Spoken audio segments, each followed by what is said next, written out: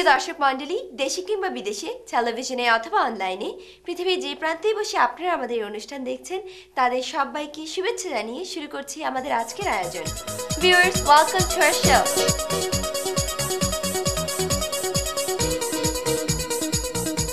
দর্শক মণ্ডলী, আজকের অনুষ্ঠানটি আমরা শুরু করব এইভাবে।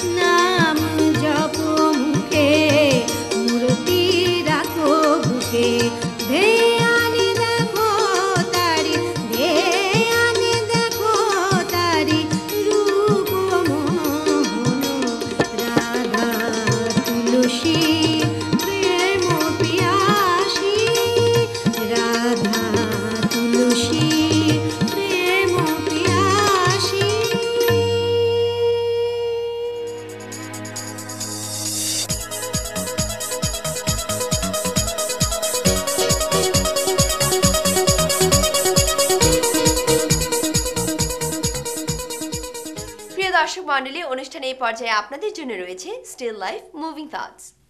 আপনাদের অবগতির জন্য জানানো যাচ্ছে যে এবারে স্টিল লাইফ মুভিং থটসে উঠে এসেছে আমাদের অনুষ্ঠানের বিহাইন্ড দ্য সিনের মজার মজার কিছু স্টিল লাইফ ছবি দিয়ে তৈরি করা এই স্লাইড শো। আসুন উপভোগ করি। প্রিয় দর্শক মণ্ডলী, এ হলো আমাদের আমার বুকের মধ্যখানের ক্যাস্ট দিশা ও মারুফ। আপনাদের সবার হয়তো মনে আছে সেই মিউজিক ভিডিও ক্লিপটির কথা। আর এ হলো আমার ডিরেক্টর সাইফুল ওয়াদুদ হেলাল, সাথে দিশা, মারুফ অ্যান্ড অফকোর্স আমি। শুটিংয়ে যখন আমরা যাই তখন আমাদের লোকেশন বুঝে কাজ করতে হয়। তারপর দেখতে হয় সেই লোকেশনে আমাদের ক্যাস্টদের দাঁড়ালে কেমন লাগে। কিন্তু আগে রিহার্সাল একটু করে নেই। তারপরে হয় একটু উল্টাপাল্টা রিহার্সাল, যেমন গাছের উপরে কি বসাবো না শোয়াবো। তারপর পালা হয় getting ready with the equipment, the cast and of course the crew. এবারে পালা আমাদের ক্যাস্টকে দেখানো কি করতে হবে। উফ, ওই দিন পানি যে কত ঠান্ডা আর বাতাস, বুঝে পাচ্ছিলাম না তাদেরকে ভেজাবো নাকি ভেজাবো না। কিন্তু না, শেষ পর্যন্ত সিদ্ধান্ত নিলাম না, ভেজাতেই হবে। মজা হলো যখন একবার পানিতে নামার পর ভাবলাম যাওয়াটা হয়তো ঠিক হয়নি, তখন কি আর করার, শাড়ি শুকাবার পালা। পাক্কা 10 মিনিট লাগলো। ধন্যবাদ জানানো দরকার সেই ঠান্ডা বাতাসে। অনেক মজাই হয় আমাদের শুটিংয়ে, স্পেশালি যখন হেলাল ভাই একটু রাগ করে মারুফকে বলল, আরে ধুরো তোমার ঠান্ডা, জ্যাকেট খোলো।